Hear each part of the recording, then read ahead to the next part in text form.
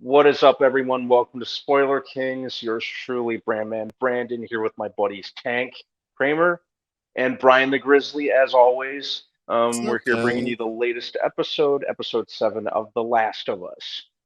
Um, yeah, I'm not gosh, crying. You're crying. Exactly. emotional roller coaster, Yeah. Yeah. the very definition of it. I watch this show every week knowing I'm about to get hurt. You know, I don't know why I do it to myself, but I still do it to myself. Yeah. And Obviously, you we guys have do too. message Neo Drunkman, right? The Drunkman message him Yeah, like, why do you hate us so much? yeah. It's like every Why week do you you get kicked in the balls, and then the next week you line up to get kicked in the balls again. Like it's like I can't wait for this, and then you do it again. It's like, oh, I'm so surprised. It's just it is what it is. Exactly. Yeah. Exactly. I know what's about to happen to me and how I'm about to feel at the end of by the time each episode goes ends, but for whatever reason, I'm still doing it to myself. Yeah. So You Yeah. know. But yeah, we could start with a little bit of what we liked about this episode.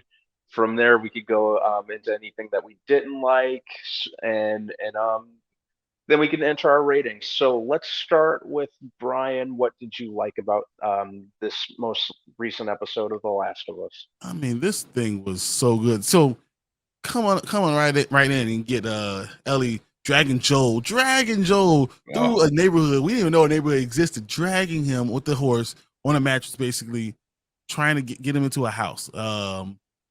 That even that scene because you see the blood being dragged, from all the way from the street. That resonated with me. And then Joel pushing her away, basically saying, "You need to leave. You need to go north, go find Tommy, and you know, go live your life." Because once again, we already know Joel. He's totally head over heels for Ellie right now. She's basically his daughter, and he's pushing her because he doesn't want her to he doesn't want her to stay here, and he feel like he's dying, and two, he doesn't want her to see him that way. And I mean that those two things were, you know, just so apparent and so strong, and you can see Ellie really conflicted because she respects Joe because that's her family. That's the one person that she sees as the person I care about the most and the person I'm going to listen to the most. And it's interesting how they chose to go to do the flashback as Yeah. she's about to leave, touching that the doorknob, and then we get the flashback to understand who Ellie is and why she's the way she is now. I love that part. So I don't know. I think it was so good that they did it that way because I mean it's a memorable part of the game. I remember seeing playing on PlayStation that was so memorable, but the way they did it I thought was special. yeah. And the connection that they made, and immediately her going in and remember they're basically kids that aren't kids. They're in a military school. They're learning how to become part of the military. Hmm. They never had that chance, even seeing that Walkman. Yeah. And how that was just like epic for her. And it made her special and made people hate her. All those things were so important. And of course, I got Star Lord vibes from that. Yeah. Walkman. Yeah. But I mean, I don't want to go so far into the show, but just that far was so great. And then that night, well, the conversation she had with the colonel was awesome. And he's like, which path do you want to have? And she, the Fedra, he told her like, look, you're either going to be on shit duty or you're going to be on this epic thing that you're an officer and you're going to have a good place and you have be warm when it's cold and you'll be cool when it's hot and all the meals you need and everything. That was a great pitch. I was ready to sign up. And seeing that, like, okay, yeah, in that world, this makes sense. And she was ready to go. She was like, "This, I'm going to start going to sleep on time. I'm not going to fight anything else. I can't get in trouble anymore." And then her friend comes back, and I love the way she did come back, Hmm. and I love that whole story. So I could talk forever on this, but I'm gonna let Tank go ahead, go. But Yeah. I enjoyed it. I enjoyed the journey we went on. Yeah. It was really something. I know last week we were talking like what we thought was gonna save Joel.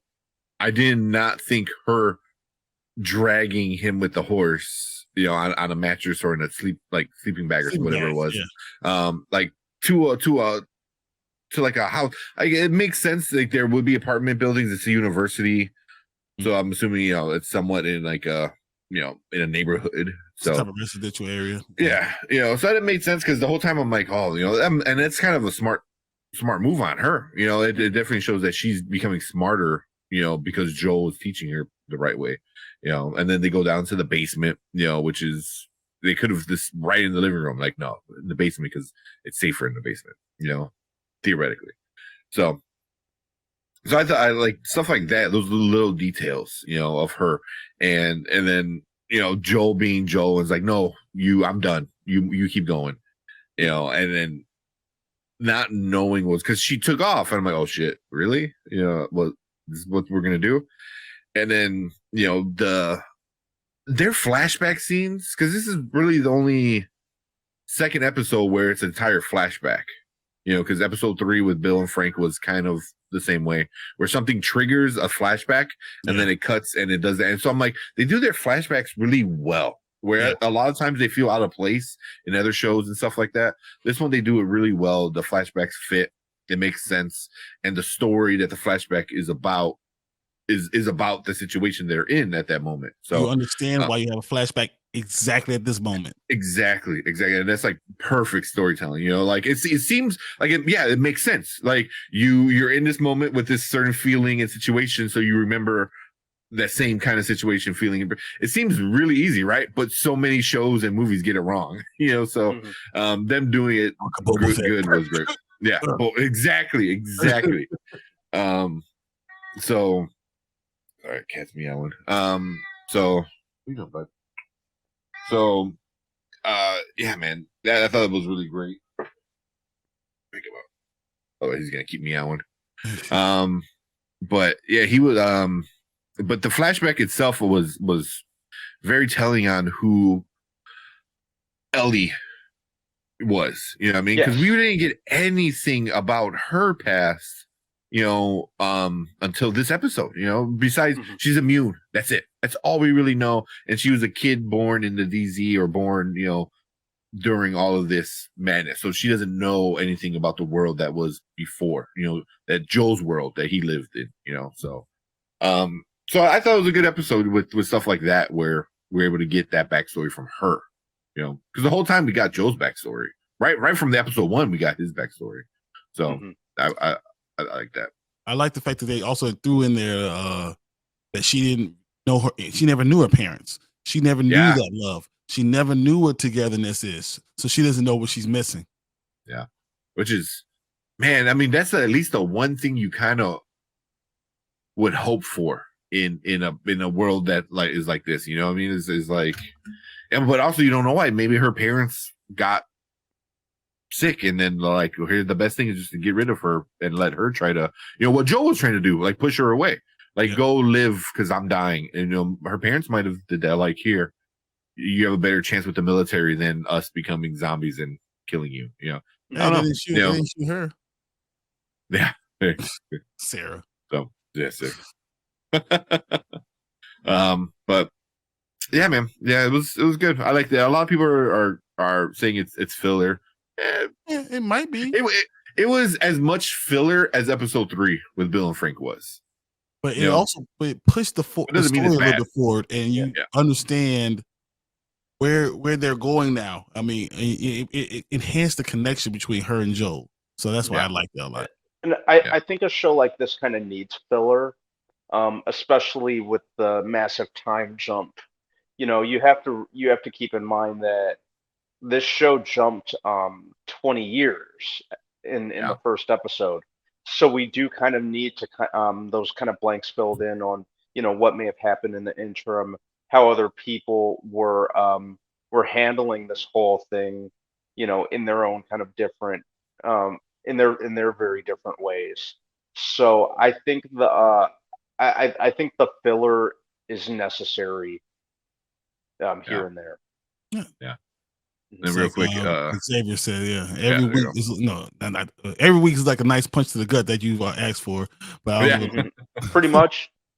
this episode was a nice way to let the audience into Ellie's mindset, and Mhm. also I think it's also showing yeah, the last time she loved somebody. Yeah. She was in love, in love, and loved someone, and how it was taken away, and Mhm. understand yeah. why Also, she kind has of walls betrayed up, in a way, you know, because the person she loved left her. was kind of betraying her. Yeah, by leaving her with the crap situation.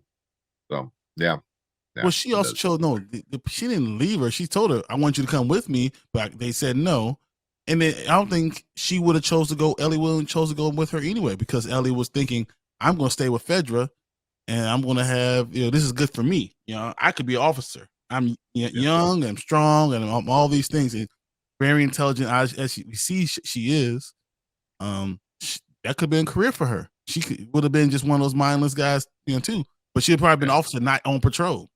Yeah. yeah, yeah. That was where her life was heading until she made one decision, Mhm. kind of Yeah, derailed it. yeah. Um, what about you, Brandon? What are some good things? I like how Ellie centric it was. Like, I'm Yeah, kind of touching on some stuff that you guys already said, anyway. But I like how it went more into her backstory and kind of what really kind of brought her joy, which was Riley, arcade games, hanging yeah, out in a mall. You have to consider this is her firsthand experience with this sort of thing. So that was something that was really cool to see. That really kind of hooked me and. I think that was the emotional core of the episode. It's what definitely got me invested, or kind of kept me invested in this Was it one of episode. those most beautiful things you ever seen? Like I've never thought a dingy mall Hmm. when the neon lights get lit up would be that Hmm. beautiful. It looked awesome. They did a incredible job with that set. Exactly. yeah, The I love how it's kind of romanticizing a lot of kind of things that we've always deemed trivial, or kind of take for granted, like a mall or that sort of thing. So, a I, carousel. yeah, I like that. Or escalator. Hmm. What? Yeah, that was good. I forgot about that. Hmm. Yeah, And we've gotten so used to bad things happening on every episode. I think it's safe to say that we're all on edge and kind of wondering when it's coming on each episode. So hats off to Neil Druckmann for accomplishing that. That's great. yeah, Um, yeah. but yeah, I like how and I kind of like how the situation Joel was in was kind of brought full circle by the end of this episode. Hmm. So yeah, that was pretty cool. How that kind of fit in with the main narrative of the show. That's good. Yeah. I agree with all that. I thought Yeah. it was really cute and innocent the way the episode how they Mhm. did it. And it was like they were going out on a date. She came back to go out on a date with her, but it was very innocent. And they were both filling out how far they can take this because they both weren't open to their own emotions, you know. And I thought that was just it was kind of cool to see, but it was just very innocent. Like nothing was intentional. Nothing was I'm trying to use the other person for any other any other thing. And it almost brought you back in that post apocalyptic world to a world that's very just normal. Mhm. Teens being teens, trying to figure out who they are and what they really want in life. And I thought Mhm. that was really interesting and cool. It was just cool to see that their friendship, and even though she's strained friendship because she was been gone for 3 weeks and she didn't know where she was, but still come Mhm. back and then for them have that adventure, and it was cool and very Yeah. very just 80s feeling. Mhm. You know, even little stuff like when she said, when they had the Victoria's Secret, she was like, "I'm just imagining you in this, in that outfit," and it was weird because it's like, "Oh yeah, Riley, you just making fun of me," but it really wasn't because it's really Riley kind of like testing the Yeah. waters out there, like they put a toe in the water, Yeah. like, Yeah. Yeah. it was just I thought it was very cute. Well, that reminds me like of what like teenagers, a lot of teenagers and younger kids would do. It's like stuff like that. Like saying the things they want, but putting it in a way where they're kind of like making it that they don't want it. Stuff like that. Like, oh, can you imagine if we just like kiss right now? Yeah, that'd be crazy. It's like yeah, stuff like that. And that's what they did. And it was very, like you said, it was very cute, very innocent, but it was also like just in and like Brandon said, it was innocent, but also like at any moment, like a zombie could just fall from the sky. Like, and I wouldn't be surprised. So I'm on edge the entire time. So the whole time you're like, oh, and you're like, where's the zombie? Checking the background, like, where's it at? I was mad though. I was like, right, what the hell? You didn't check the mall first before, check out to see if there's any zombies anywhere around here before I'm going to be sleeping here. Mm-hmm. Right? Yeah, she was sleeping there. So I thought, just comfy with it too. Yes, right. I'm sleeping right next to this bomb and zombies. Cool. Yeah. How did you like the fact that they got to play Mortal Kombat 2? Because after she had that poster on her wall, I thought that was awesome. I liked that. And then the fatality, like it was so awesome. Everything they did with that was so great. They had a pretty good, cool connection together. What Xavier said, that reminds me of exactly like other shows, like Interview with the Vampire.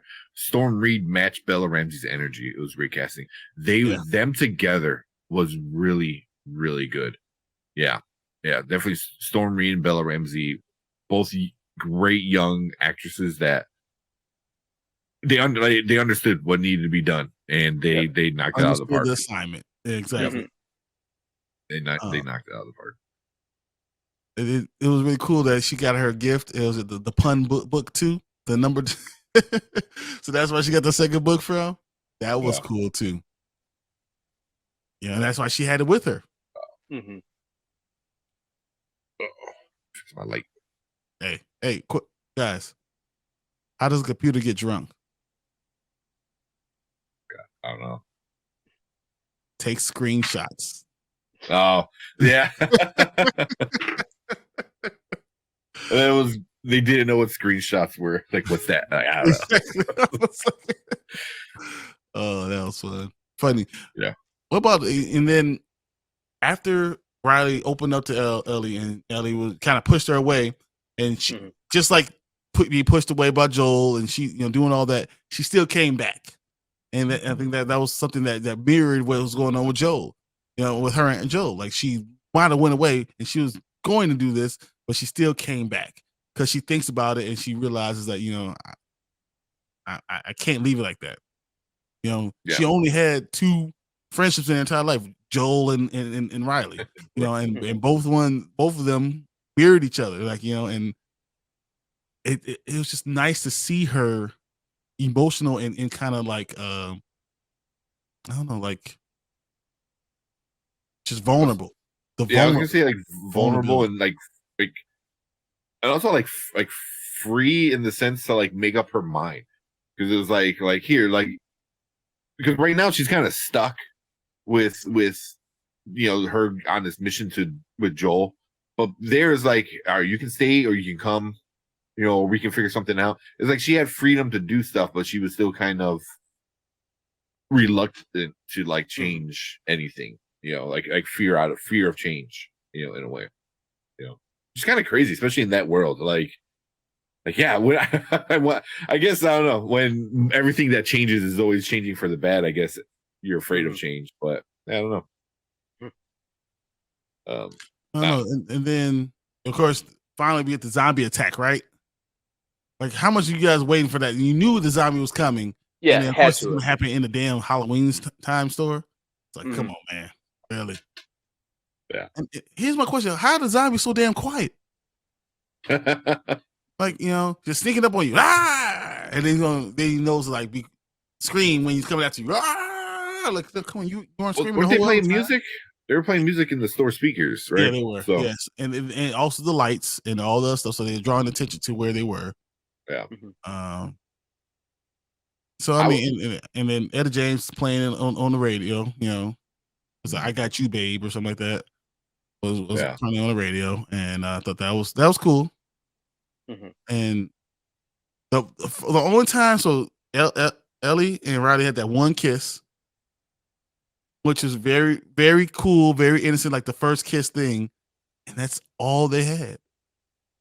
Yeah. And all this uproar over that, dude. Yeah. And it was a bunch of like flirting, kind of flirting, and then a kiss, and then Mhm. like you said, people lost their damn mind. Calling it. A lot of people are review bombing and calling it a woke filler. So Yeah, and I feel like it's more than that. Like Just can imagine you being that understand? fragile. No, yeah, I think it's more than that. I think it's like when it's not something you would do, you feel like it's wrong, and not everything is going to be about you. Like I think it's so self-centered, thinking that it's exactly what I want it to be. It's not about you. It's about their journey, and why can't you just accept it for what that is Yeah. and yeah, enjoy what you're watching and understand the feelings that they are feeling? Because there are girls that go through the same exact thing all the time. There are people that change their mind. So Mhm. who the hell are you to tell a 14, 15-year-old girl what the hell's going on? How about you don't care? You yeah, know? yeah, How about you just let them be them and let's just watch what's happening and understand the innocence of the situation. yeah. Mhm. And people just blow me sometimes.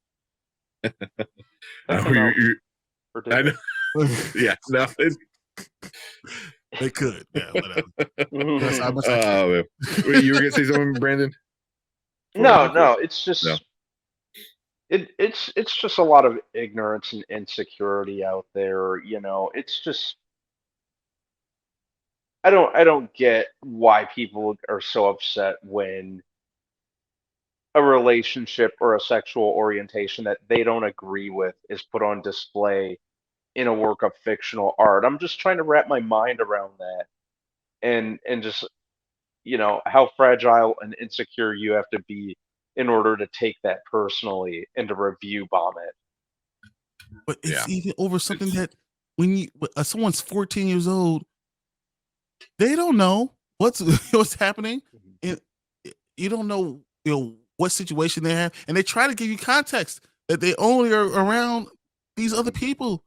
And to yeah. find someone that you actually have, feelings for is special in that in itself. So Mhm. just take it as what it is. Yeah.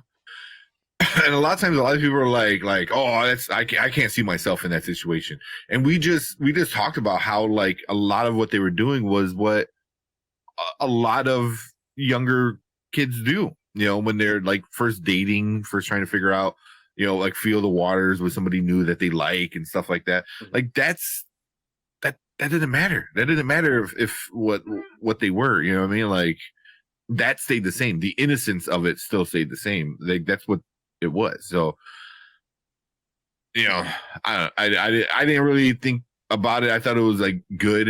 Yeah, it's It fine was with it. told very well. Them putting on the mask, I thought was kind of interesting too. Just having fun. Mhm. Kind of dancing.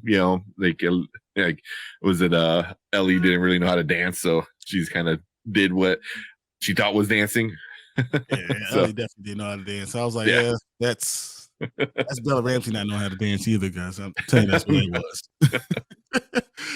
Having the yeah. rhythm of a snail. That's what it was. Mhm. Yeah. What do So you guys think it was about the fun. whole fact that so we see both of them get bit, Mhm. and of course Ellie she reacts like breaking everything, and Riley kind of just had this moment of clarity, and it just was so awesome the way she's like, we had these three choices. I mean, she's older. She's Yeah. 16. Ellie's what, Mhm. 14 or 15, 14, 15, whatever. Yeah. Whatever. So she's older, but she had this moment of clarity saying, well, we have these three choices. One, I'm not gonna let you kill yourself. I'm not gonna sit there and deal with that. So she throws it out the window.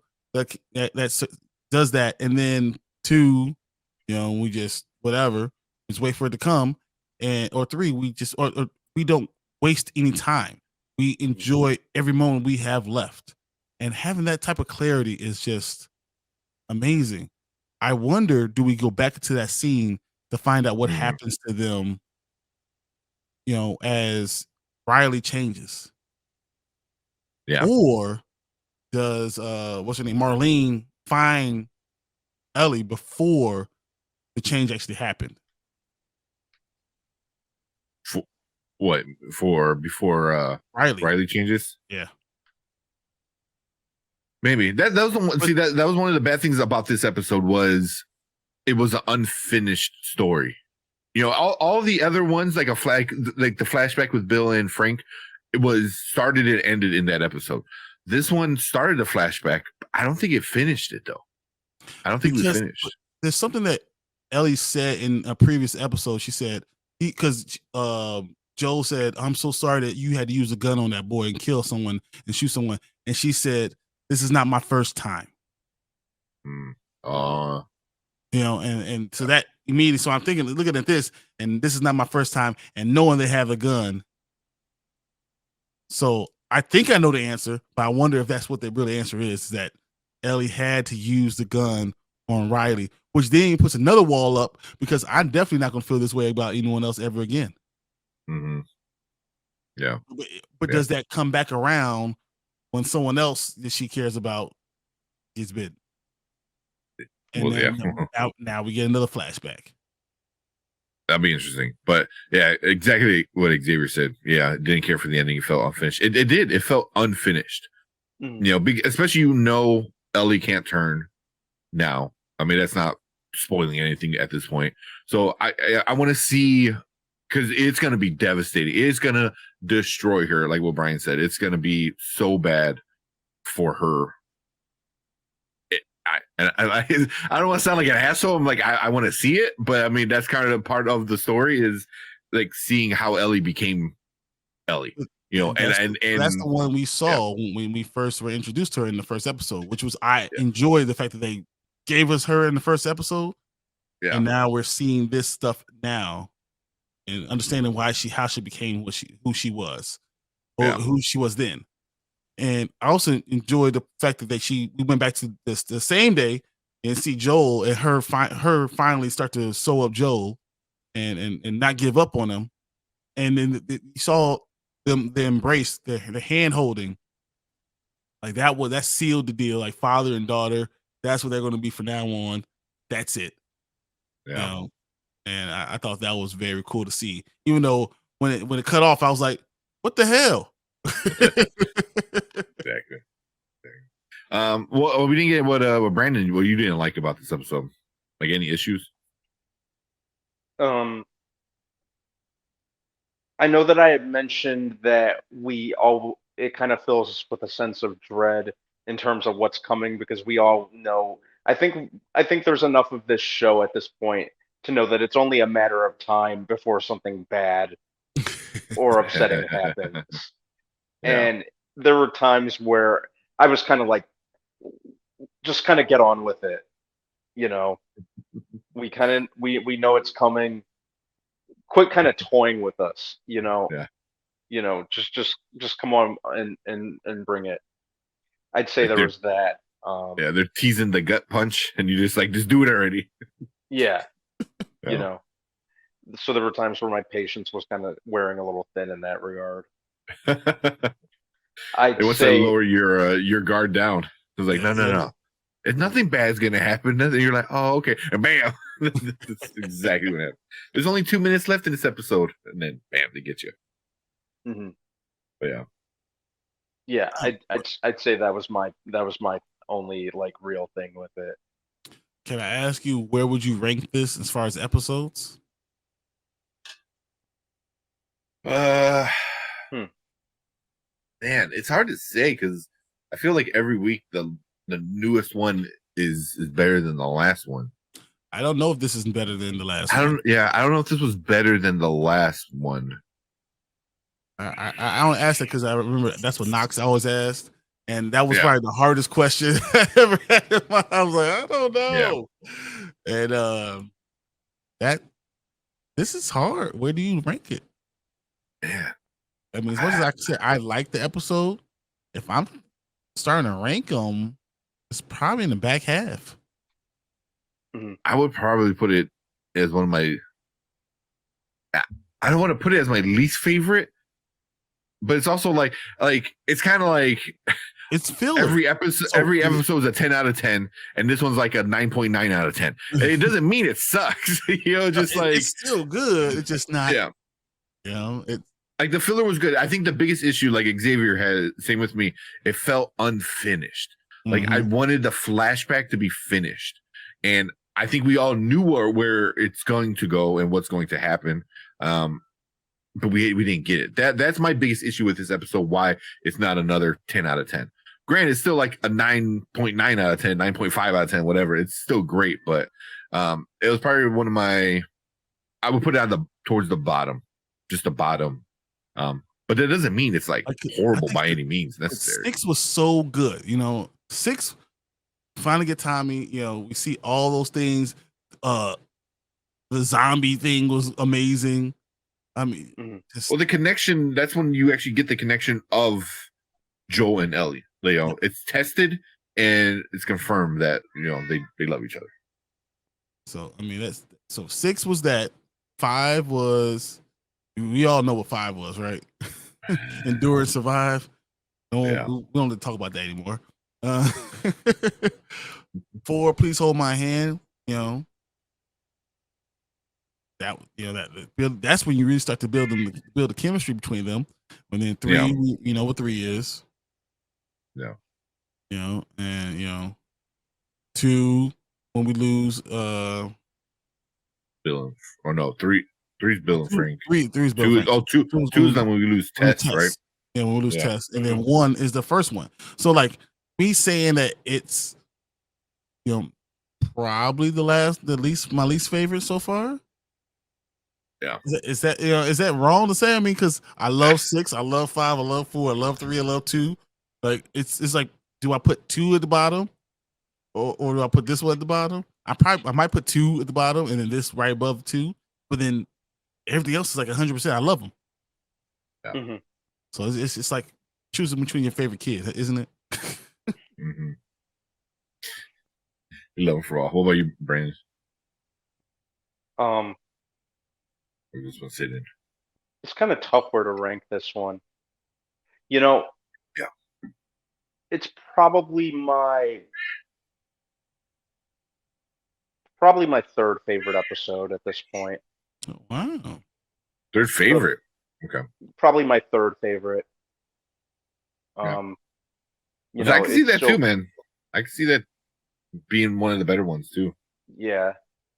So I really like the first episode. I really like the So is this episode better than Endure and Survive?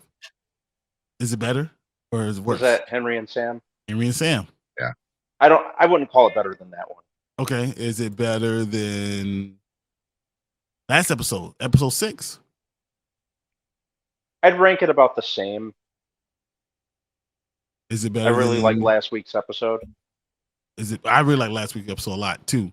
Mm-hmm. Is it is it better than Bill and Frank? I liked it a little more than that one. Okay. I did. Okay.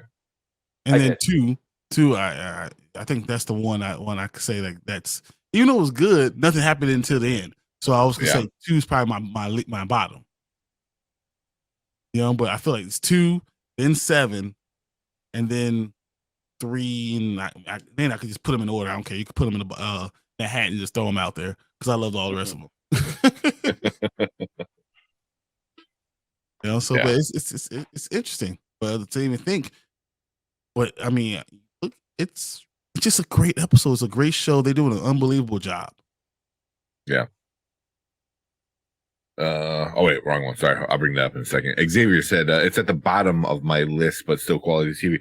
Yeah, saying it's like at the bottom of the list doesn't mean it's bad. You know what I mean? It's just it's not as it's only a 95%. It's an A still. Yeah, but it's only a 95. Everything else is 97, 98, 99. Yeah, so it was still a great episode. Definitely a great episode. It's interesting that like Randy said it was better than the Bill and Frank one.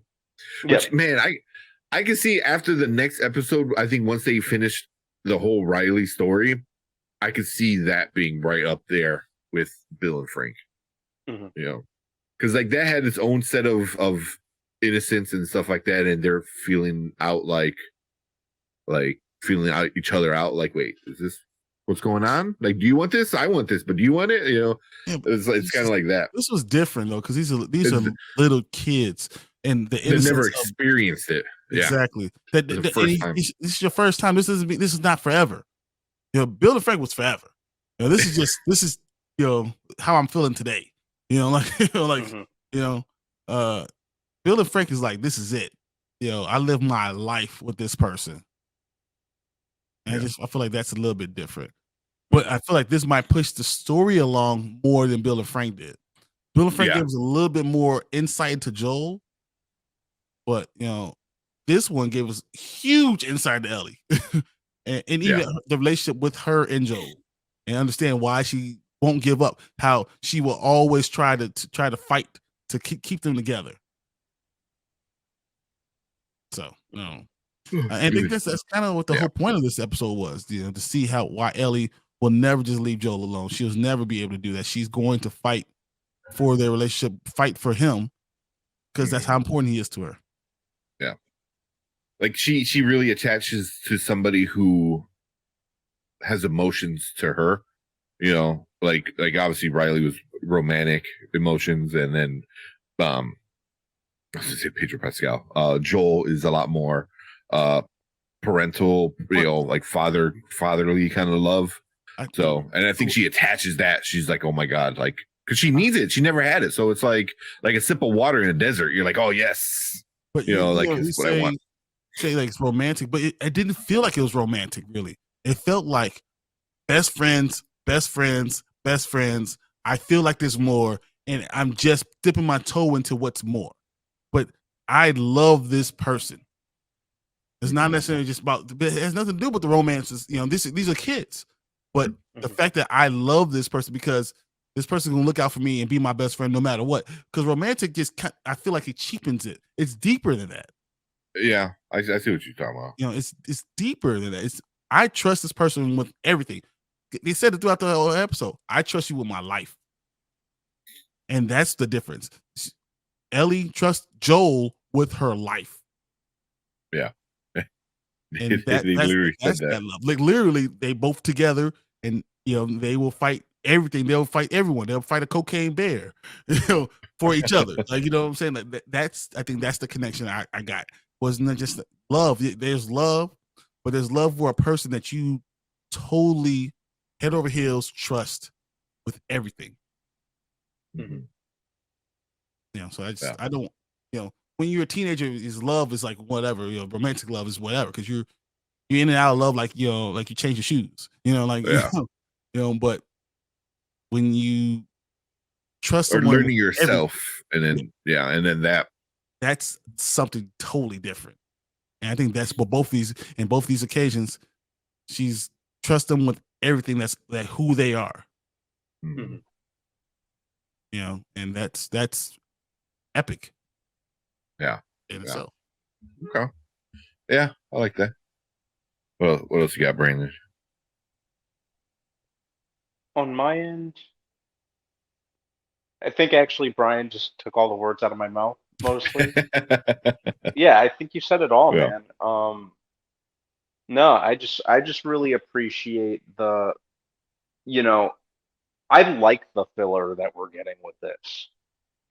Just to Yeah. kind of I know I'm kind of doubling back and kind of coming back to that, but I like that it's kind of filling in the blanks and, kind of what happened in the interim, before we kind of launched into the main narrative.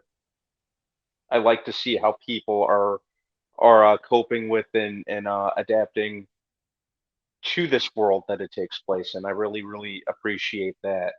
And I think and I really do believe that they did have more than one season in mind when they were coming up with this show. And I think kind of with an initial season, you kind of have to kind of delve into that and get that out of the way early on. So I appreciate what they're doing in that regard. Mhm. You know, you know, um, the emotional core of the story. are these human relationships. So, Yeah. you know, It's less what? zombie and more humans, as Yeah, you eloquently said. and I appreciate that. Hell, the game did that. Exactly. Yeah. You know, Yeah. so I'm happy they're really going all in with that. It's probably the thing about the show that I enjoy the most.